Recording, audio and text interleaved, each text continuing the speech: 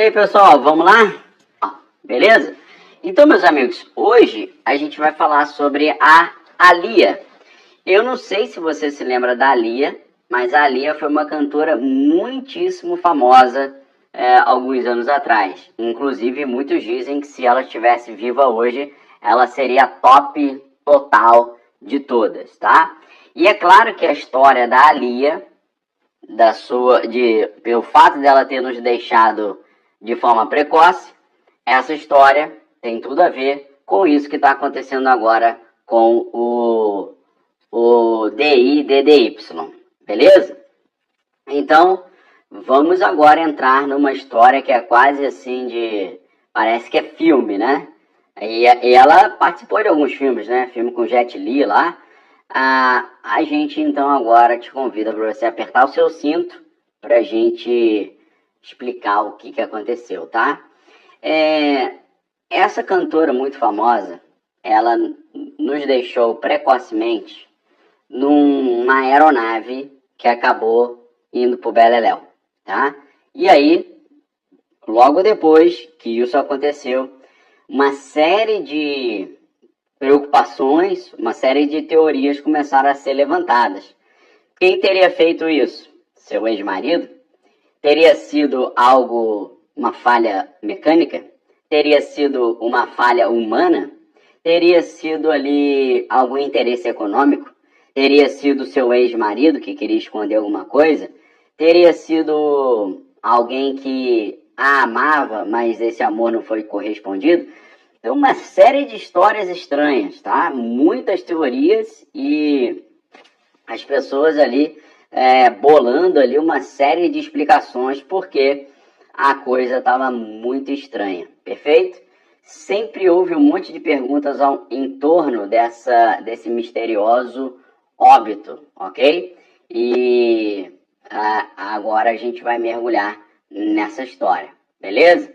Então, uma coisa que não é especulação, mas que todo mundo concorda, é que ela era muitíssimo talentosa, tá? Ela era, assim, muito fora do padrão, muito precoce, muito pessoal no seu estilo, tinha um estilo muito particular, um estilo muito peculiar, beleza? Então, muitos dizem que se não fosse por esse óbito prematuro, ela estaria entre as top de hoje, tá? Só que a maneira como ela nos deixou foi altamente misteriosa, né? E muita gente diz que o que aconteceu com ela não foi falha humana, nem falha mecânica. Apesar de que o piloto da aeronave tem uma história simplesmente muito sinistra, tá? Daqui a pouco eu vou explicar isso tudo aí para vocês. No dia 22 de agosto do ano de 2001, se eu não estou enganado, ela foi para Miami, numa aeronave, para filmar ali vídeos para um videoclipe novo que ela estava fazendo, dirigido por um cara chamado Hype Williams, ok? Guarde esse nome, é Hype Williams. E a primeira coisa estranha que aconteceu foi que o Hype Williams, que estava dirigindo o clipe, do nada, o cara decidiu parar as filmagens em Miami e decidiu passar as filmagens para as Bahamas, ok? E ninguém realmente entendeu por que o diretor Hype Williams mudou de ideia no último minuto e insistiu para gravar o vídeo nas Bahamas, uma vez que em Miami tinha tudo o que eles precisavam. Todos os equipamentos, toda a mão de obra, todo o cenário, não tinha motivo. As pessoas falam, para que o diretor decide interromper as filmagens em Miami e partir para as Bahamas? E é lógico que foi aí que deu problema, tá? Muitas pessoas começaram a especular de que o Hype Williams sabia que tinha algum plano ali por trás para tentar tirar essa menina de cena. Agora, a segunda coisa estranha que o pessoal levanta nessa situação é que a cantora Aaliyah, ela sempre teve muito medo de voar de avião. E ela, por causa disso, para sentir um pouquinho de conforto, ela sempre viajava ou com a sua mãe ou com seu irmão. Mas, por razões que ninguém consegue entender, na única vez que ela foi obrigada a voar sem a sua família, foi a vez em que ela acabou perdendo a sua vida, tá? E a história é estranha, porque ela teria que ficar nas Bahamas até o dia 26 de agosto. Mas aí o pessoal encerrou as filmagens no dia anterior e a equipe dela insistiu que ela fosse embora imediatamente. Insistiu que ela fosse embora no dia 25. A partida estava agendada para o dia 26, tá? E só que aí, pessoal, foi quando as pessoas começaram a olhar e ver o que aconteceu.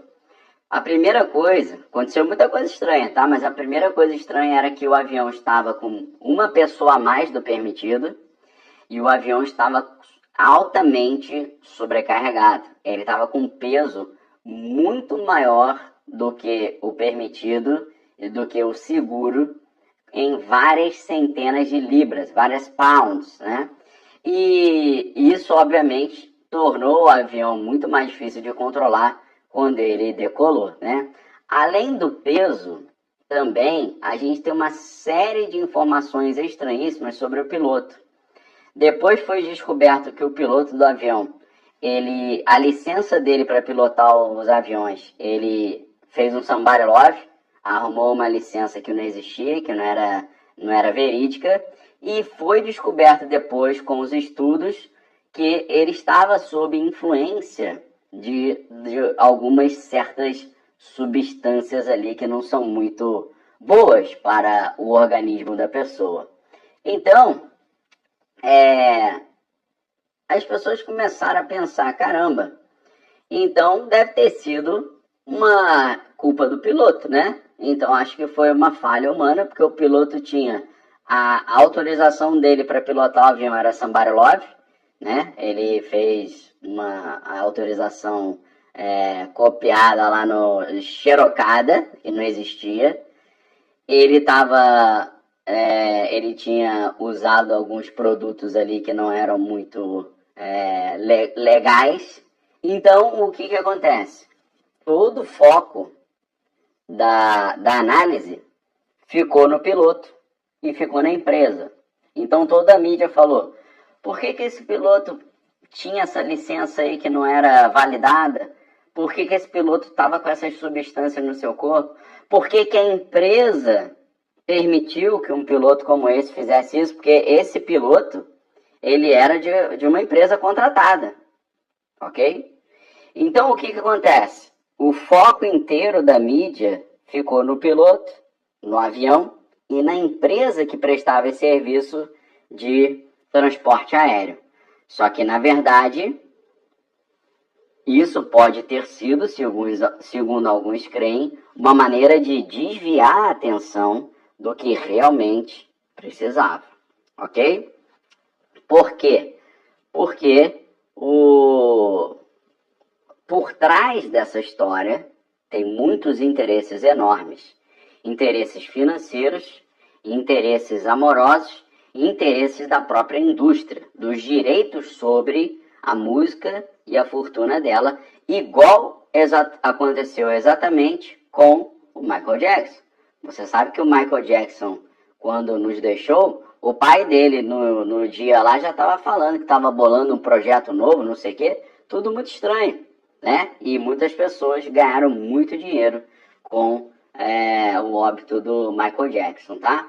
Agora, o que foi mais estranho foi quando todo mundo descobriu que, a partir do lançamento de um livro sobre a história da Aaliyah, escrito pela Cathy Londolly, ela escreveu um livro chamado Baby Girl Better Known as Aaliyah, ou seja, uma pequena garota conhecida melhor como Aaliyah, né? Nesse livro, a autora do livro, a Cathy Londolly, diz que um rapaz chamado Kingsley Russell, cuja família administrava um serviço de táxi lá nas Ilhas Alaco, em Bahamas, e ele tinha 13 anos na época, ele testemunhou um fato muito estranho, beleza? Ele testemunhou que A Lia estava, enquanto ela estava indo embora, tá? Ele disse que quando chegou esse avião, ela não quis entrar no avião de jeito nenhum. Ela simplesmente se recusou a entrar no avião, pegou um táxi e voltou pro hotel. Ela falou, eu simplesmente não vou, tá certo? Só que aí, essa pessoa, conforme esse livro aí, o Kingsley Russell, no livro da Kathleen Dolly, Baby Girl Better Known as Aaliyah, ele diz que ela voltou pro hotel, falou que não ia entrar na aeronave, porque estava lotada de pessoas e de equipamentos, estava muito pesada, e ela tinha medo de voar, a gente já falou isso, a família dela não estava junto. Então o que aconteceu? Uma pessoa da comitiva voltou para perguntar para ela o que tinha acontecido, por que ela não queria voar. E aí, segundo esse rapaz, ela teria repetido que estava muito preocupada de entrar no avião, porque ele estava acima do peso. Só que aí, o que aconteceu? O pessoal esse rapaz disse que nesse momento colocaram alguma coisa na bebida dela, uma espécie de produto ali, e fizeram ela dormir num sono profundo. E pegaram a menina dormindo e botaram na aeronave. É isso que está no livro, tá? Então, aí a história vai ficando muito mais estranha, tá? A pessoa que levou, a pessoa que levou e deu essa água, a gente não sabe, tá? Eu não sei se foi o diretor, né? O diretor Williams, ou se foi alguém da sua equipe, beleza? Inclusive, Lenny Kravitz mandou um avião, porém não deixaram ir nesse avião, né? Tudo muito estranho. Então, aconteceu um outro fato estranho, porque numa entrevista que ela deu em Paris, algumas semanas antes, ela falou que teve um sonho, e nesse sonho alguém estava atrás dela, e querendo eliminá-la, e ela ficou com medo no sonho, então ela de repente decolou e voou para muito longe, né? E se sentiu nadando assim no ar, livre, sem peso nenhum e tal, e nesse momento ninguém mais poderia alcançá-la nem fazer nenhum tipo de mal para ela, e ela falou que era uma sensação maravilhosa. Muito estranho isso, né? Porque você olha e você fala, caramba, será que ela estava tendo uma espécie de pressentimento do que estava por vir, né? E então, meus amigos,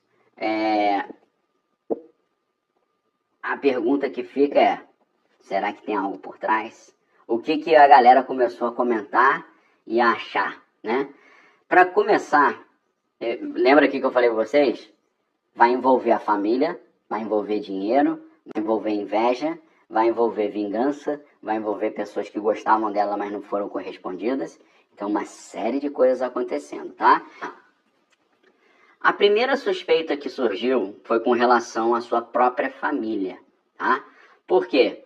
Ela passou a maior parte da sua vida, desde a sua infância, desde a sua adolescência, sendo explorada por adultos, e a família meio que fazia vista grossa com isso, tá? E é realmente ali muito estranho como a família nunca pareceu incomodada com todas as coisas estranhas que aconteceram com essa menina desde que ela era muito novinha, tá certo? Na verdade, muitos acreditam que a própria família sabia o que estava acontecendo com ela e não estava nem aí porque o negócio era ganhar dinheiro, ok? Especialmente o que aconteceu entre ela e o R. Kelly, tá? Então, eu não sei se você tem noção de quem é o R. Kelly, né? E da história dele. Se você tem noção do quão poderoso esse cara era na época, né? E o que aconteceu entre ela e esse cara. Deixa eu explicar um pouquinho para você quem é o R. Kelly, tá? R. Kelly é nada mais, nada menos do que um dos caras mais poderosos da indústria fonográfica, ou pelo menos era, né? Ele lançou vários músicos famosos, produziu várias bandas ali, era considerado ali o rei do pop soul, e ele, durante a sua carreira, ele lançou 18 álbuns de estudo, que renderam uma série de singles de sucesso, tá? Em 98 ele ganhou o prêmio Grammy pela música I Believe I Can Fly, e ele trabalhou com vários artistas de alto nível, como Michael Jackson, Britney Spears, Whitney Houston, Mariah Carey, Celine Dion, Justin Bieber, Janet Jackson, Chris Brown, a própria Aaliyah, obviamente, o Usher, Toni Braxton, entre muitos outros. Para você ter ideia, ele recebeu uma indicação do Grammy por suas contribuições no single do Michael Jackson, You Are Not Alone, que rendeu a ele um recorde mundial do Guinness como a primeira música a estrear no topo do Billboard Hot 100 da história da parada, tá? Então, ele vendeu mais de 75 milhões de álbuns e singles em todo o mundo, se tornando ali um dos artistas musicais mais vendidos de todos os tempos, da história, tá? E o artista masculino de R&B de maior sucesso da década de 90. Então, inclusive a Record Industry Association of America reconheceu o R. Kelly como um dos artistas mais vendidos nos Estados Unidos, com 40 milhões de álbuns vendidos. Em 2011 ele foi nomeado o artista de R&B de maior sucesso dos últimos 25 anos pela revista Billboard.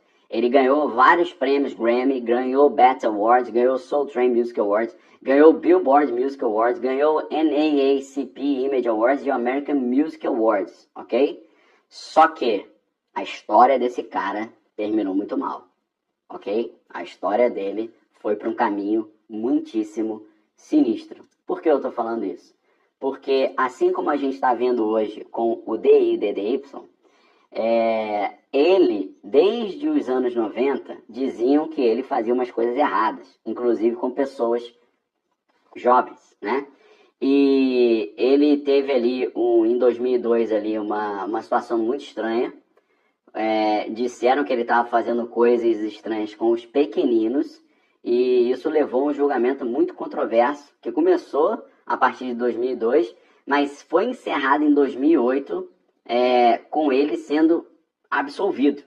Tiraram todas as preocupações que havia sobre ele. Só que aí deu uma zebra, porque em 2019, quase 10 anos depois, ele voltou, essas encrencas sobre ele voltaram à tona, porque em 2019 foi publicado um documentário que bateu recorde de audiência na época, e esse documentário voltou a falar das coisas erradas que ele fazia e levou a RCA Records a rescindir o contrato com ele, e isso fez com que a justiça voltasse a olhar para a situação dele, né, a partir de 2019, e isso fez com que ele acabasse indo para o Chilindró entre 2001 e 2022, até que em 2024 ele passou a ir para o Chilindró mesmo, definitivamente, para cumprir 31 anos no Chilindró,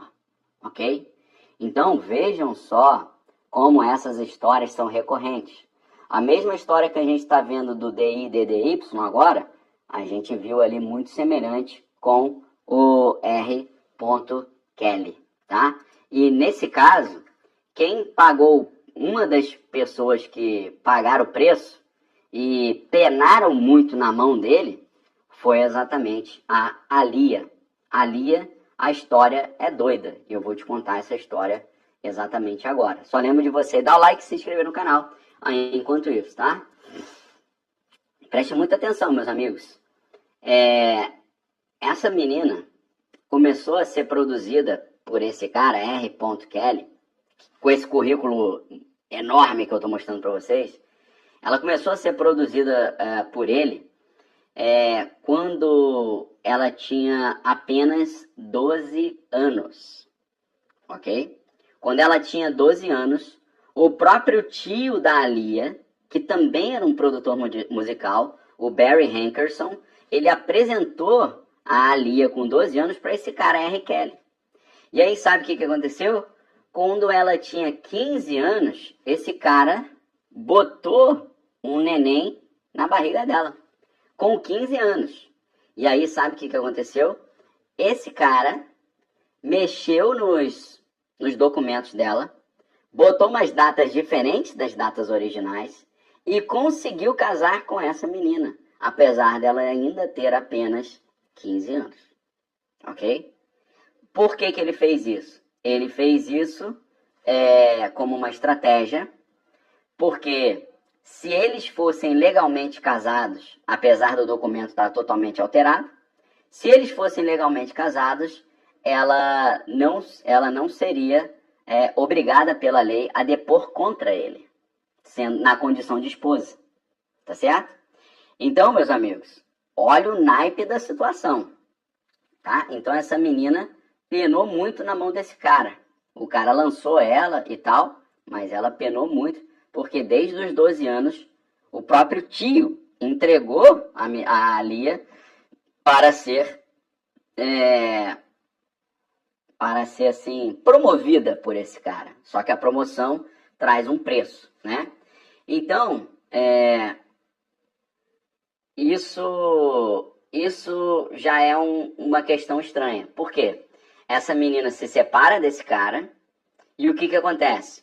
O cara não vai pro Chilindró, fica por isso mesmo, ele mudou os documentos dela lá, alterou tudo, não deu em nada. Ele estava ali com uma pessoa que não podia, ele não tinha condição nenhuma, né? Não era permitido fazer esse casamento, mas aconteceu e não deu em nada. Então, algumas pessoas começam a especular se não teve o dedinho desse cara querendo eliminar a menina para apagar esse seu passado. Será que ele não quis eliminar a menina e fez alguma coisa com aquela aeronave para que ela não pudesse falar contra ele, contar as histórias, explicar o que realmente tinha acontecido, tá, ok? Mas, então a gente pensa aqui primeiro em alguém querendo silenciá-la para que ela não contasse tudo que ela sabia que aconteceu com ela e não colocasse o cara em maus lençóis. Se for isso, não adianta muito que o cara está cumprindo 31 anos lá no Chilindró. Ok, mas o problema, a gente falou aqui desse interesse, né, de silenciar. Mas tem um interesse da própria família. E o interesse da própria família que envolve muito dinheiro também. Sabe por quê? O próprio tio da Lia, que é o Barry Hankerson, que é produtor musical também, e o tio que apresentou a menina para o R. Kelly quando ela ainda tinha 12 anos, e muito provavelmente sabia o que rolava, as coisas que estavam acontecendo com ela, tá? Sabe o que aconteceu?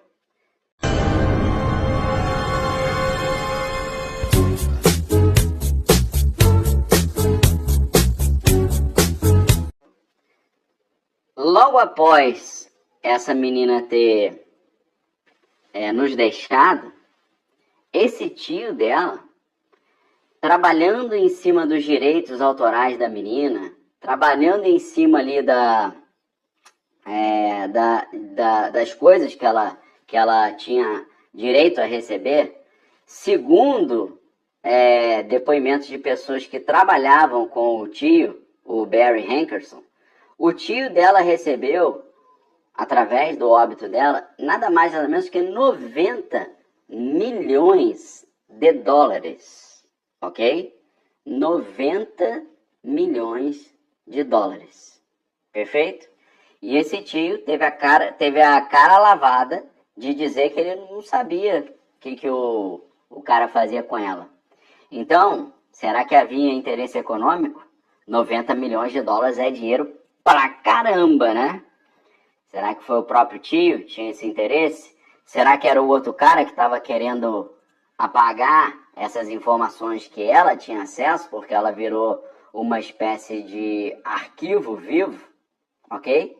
E aí quando foram confrontar o tio, falando, pô, mas você e a sua família não sabiam o que o cara fazia com ela? Ele falou, eu não sabia não, mas a minha irmã sabia, ou seja, a mãe sabia. E devia saber mesmo porque o próprio pai entregar o filho para um negócio desse, querendo o quê? Poder e dinheiro. Nós já contamos essa história aqui várias vezes, demos vários exemplos de histórias como essa, em que os próprios pais entregam os filhos para passar por um monte de coisa negativa, mas para eles ganharem dinheiro e poder em cima disso, tá? Então a gente já tem aqui dois pensamentos. Será que foi o R. Kelly que fez alguma coisa para silenciar essa menina? Ou será que foi o próprio tio que fez para receber esses 90 milhões de dólares. Participou das negociações em que logo depois do óbito da menina o tio recebeu esses 90 milhões, tá? Então, uma outra pessoa que disseram que tinha interesse nessa menina nos deixar mais cedo era o próprio Jay-Z, tá? Por quê? Porque assim como o R. Kelly, o Jay-Z era obcecado por ela, pela Lia. Na verdade, todo mundo queria namorar essa menina, porque a menina era muito simpática, gente fina e bonita, segundo todo mundo falava. E ela tinha ali um talento assim que era incrível, né? Vários homens se apaixonaram por ela e tentaram estabelecer uma relação com ela. Muitos não conseguiram e entre eles estava o próprio Jay-Z, né? O Jay-Z, ele estava trabalhando com o R. Kelly, fazendo discos juntos e tal. E tem uma história muito interessante que muitos anos atrás, a gente está falando anos 90 ainda, né? O Jay-Z, ele organizou uma festa e ele chegou à festa sozinho. Não chegou com nenhuma namorada, não chegou com nenhuma mulher. E acharam isso muito estranho, porque ele sempre estava acompanhado de umas meninas, né? E falaram que ele não estava acompanhado porque ele estava de olho na Lia e estava ali em cima dela, né? E um frequentador da festa disse para o jornal Daily Mail o seguinte, tá? O cara falou assim, eu vi que o Jay-Z estava tentando se aproximar da Lia, mas eu não pensei nisso na época, eu provavelmente pensei que eles eram apenas amigos ou estavam fazendo algum projeto de música juntos. Agora, o Damon disse, o que o Damon disse faz todo sentido, que o Jay-Z estava em cima dela, né? E eles estavam se abraçando e você podia ver que estava rolando uma química entre eles. Só que nessa época a Lia já estava namorando um outro produtor muito famoso chamado Damon Dash, tá? Eu não sei se você já ouviu falar no Damon Dash, mas o Damon Dash era um cara poderosíssimo também, tá? Ainda hoje ele tá um pouquinho mais embaixo porque ele não quis participar de várias dessas confusões. E o que aconteceu? O Damon, olha que história estranha, o Damon Dash era sócio do Jay-Z e estava namorando a Lia. Só que mesmo assim o Jay-Z estava dando em cima dela, ok? O Jay-Z e o Damon Dash criaram a Rockefeller Records, né? Que foi uma gravadora americana de hip hop, né? Que foi fundada em 96 em Nova York pelo conhecido como magnata do hip hop, o Damon Dash, o Kareem Biggs Burke e o Sean Carter, que é o Jay-Z, beleza? E hoje o selo pertence à Universal Music porque foi vendido. Eles não apenas criaram essa gravadora, mas eles criaram também a Rocawear. Rocawear é uma marca de roupa, né, que eles criaram em 99. Foi criada pelo Jay-Z e pelo Damon Dash. Então os caras eram sócios e um dos sócios estava dando em cima da namorada dele. Então, assim, negócio estranho, né? Situação estranha. O Damon Dash hoje, ele fala que ele sabe o que aconteceu com ela, o que aconteceu com a aeronave. Ele até participou ali desse documentário que foi lançado contra o R. Kelly lá. E ele diz que depois disso tudo, deles já serem sócios e do Jay-Z saber o que o R. Kelly fez com ela, de repente, em 2002, o Jay-Z decidiu trabalhar num álbum com o R. Kelly. E ele falou, cara, aquilo foi demais pra mim. Porque ele falou, meu irmão, meu sócio, trabalhando com um cara que fez um monte de maldade com a minha namorada, quando ela ainda era pequena, então aí a relação deles ali foi quebrada naquele momento, né?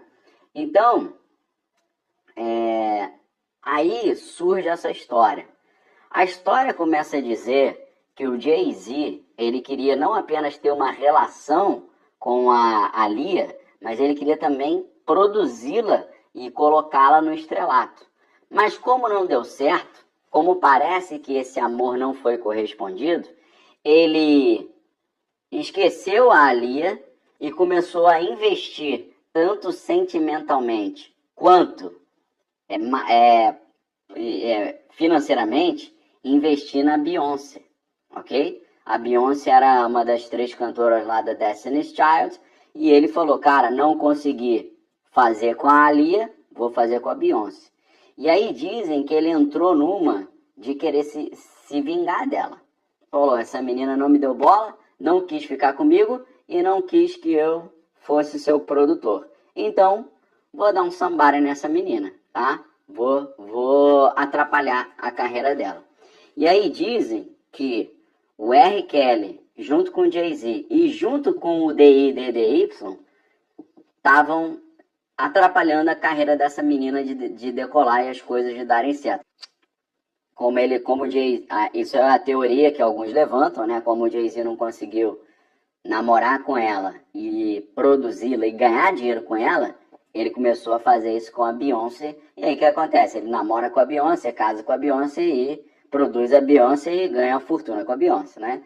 E dizem que ele começou a tentar tirar a Aaliyah de cena para promover a Beyoncé no lugar dela. E dizem, né, que ele poderia, junto com o ex-marido, o R. Kelly, e junto com o DIDDY, fazer isso aí para tentar fazer a aeronave da menina ir pro Beleléu, tá certo? Então, meus amigos, é tudo muito estranho. E é muito mais estranho perceber que a Aaliyah, no momento que ela nos deixou, ela estava brigada com todo mundo, tá? Ela estava brigada com a Missy, né, que ajudou a Aaliyah a produzir os álbuns ali. Ela estava brigada com a Missy Elliott, né, e com o Timbaland também, que já tinha trabalhado com ela, né? E ela tinha tido essas desavenças aí com muita gente, ou seja, tinha muita gente, inclusive a Brandy também, muita gente com quem ela não estava se falando e que não estavam querendo o bem dela, ok? Então, é uma história muito sinistra, é uma história muito misteriosa, é uma história mal explicada, mal resolvida. Tem uma série de matérias explicando isso, ok? Agora, meus amigos, a gente pensa assim, será que ela foi tirada de cena porque estava atrapalhando? Será que foi a própria família, o tio, para ganhar 90 milhões de dólares? Será que foi o ex-marido para acabar com esse arquivo vivo que ela se tornou, porque ela sabia muito o sinistro desse ex-marido? A gente não sabe. A gente sabe que tinha muita gente ali que queria que ela fosse para o céu mais cedo, ok? Obviamente, uma aeronave que vai para o Beleléu assim é uma oportunidade muito boa para quem quer mandar alguém dessa para melhor, né? Porque, obviamente, sempre vai passar como uma coisa fortuita. Sempre eles vão falar, foi um problema do piloto, o piloto tinha tomado umas paradas. Não, foi um problema da aeronave, a aeronave estava muito pesada, né? Eu sei que vocês conhecem várias histórias nesse sentido, né? De uma pessoa muito importante estar passando ali numa aeronave e de repente a aeronave, bum! Aí fala, caramba, poxa, que triste, né? What did you say? Arsenal? Why do you say Tottenham for Arsenal?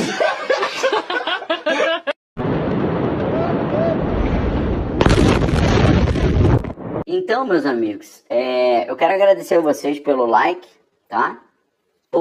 Esse é o nível do jogo, ok? É assim que a banda toca. Será que foi por interesses parecidos que a Aaliyah foi para o espaço? Por causa de 90 milhões? Para esconder informações preciosas? Será que foi uma mera vingança de um amor não correspondido? A gente não sabe, mas isso é muito estranho. Obrigado pela audiência e valeu! Okay. What is your greatest lesson learned? Not to trust everybody. Not to trust everybody in the industry. There's a lot of sharks.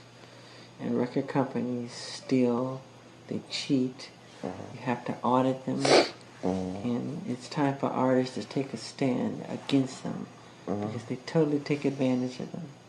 Totally. They forget that it's the artists who make the company, not the company who make the artists.